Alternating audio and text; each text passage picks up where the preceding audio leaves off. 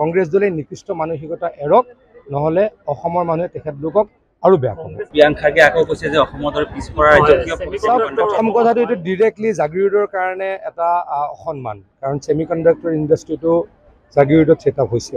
প্ৰিয়ংক খৰ্গে ডাঙৰীয়া, মল্লিকাৰ্জুন খৰ্গে ডাঙৰীয়াৰ পুতেক, কংগ্ৰেছ দলৰ সভাপতি। কংগ্ৰেছ দলৰ মানসিকতাটোৱে সেইটো। আপোনালোকে ভিডিঅ'টোত দেখিছে যে অসমত টেলেণ্ট নাই তেওঁৰ মতে, অসমৰ ইক'ছিষ্টেম বেয়া। অকল কি বেংগলোৰত ইক'ছিষ্টেম ভাল হ'ব লাগিব নেকি? মই কওঁ বেংগলোৰত আৰু ভাল হওক, মোৰ দৃষ্টিভংগীটো অলপ বেলেগ। কৰ্ণাটকা আৰু ভাল হওক, আমি তেওঁলোকক অসন্মান কৰিব নালাগে, কিন্তু অসমক অসন্মান কৰাত আমি আঘাত পাওঁ।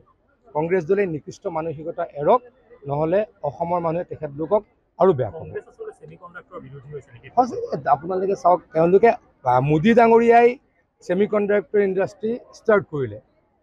মই যেতিয়া অলপ দিনৰ আগতে আমাৰ অশ্বিনী বৈষ্ণৱ ডাঙৰীয়াক লগ পাইছিলোঁ, তেখেতে মোক কৈছিলে যে যোৱা 40 বছৰ ভাৰত চৰকাৰে ছেমি কণ্ডাক্টৰ ইণ্ডাষ্ট্ৰি ছেটআপ কৰিবলৈকে চেষ্টা চলাই আছিলে।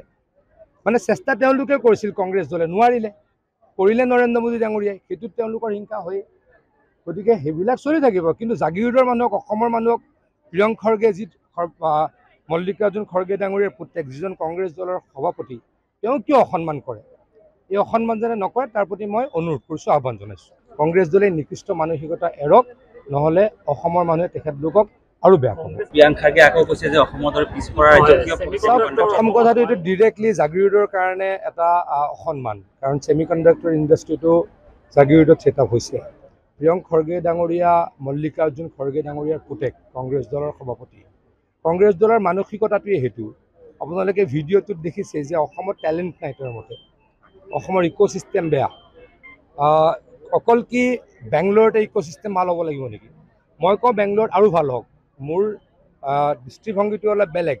কৰ্ণাটকা আৰু ভাল হওক, আমি তেওঁলোকক অসন্মান কৰিব নালাগে, কিন্তু অসমক অসন্মান কৰাত আমি আঘাত পাওঁ। কংগ্ৰেছ দলে নিকৃষ্ট মানসিকতা এৰক, নহ'লে অসমৰ মানুহে তেখেতলোকক আৰু বেয়া পাব। আপোনালোকে চাওক, তেওঁলোকে মোদী ডাঙৰীয়াই ছেমি কণ্ডাক্টৰ ইণ্ডাষ্ট্ৰি ষ্টাৰ্ট কৰিলে। মই যেতিয়া অলপ দিনৰ আগতে আমাৰ অশ্বিনী বৈষ্ণৱ ডাঙৰীয়াক লগ পাইছিলোঁ, তেখেতে মোক কৈছিলে যে যোৱা 40 বছৰ ভাৰত চৰকাৰে ছেমি কণ্ডাক্টৰ ইণ্ডাষ্ট্ৰি ছেটআপ কৰিবলৈকে চেষ্টা চলাই আছিলে।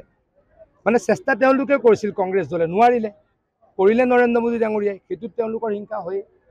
গতিকে সেইবিলাক চলি থাকিব, কিন্তু জাগিৰোডৰ মানুহক, অসমৰ মানুহক প্ৰিয়ংক খৰ্গে, যি মল্লিকাৰ্জুন খৰ্গে ডাঙৰীয়াৰ পুতেক, যিজন কংগ্ৰেছ দলৰ সভাপতি, তেওঁ কিয় অসন্মান কৰে? এই অসন্মান যেনে নকৰে, তাৰ প্ৰতি মই অনুৰোধ কৰিছোঁ, আহ্বান জনাইছোঁ।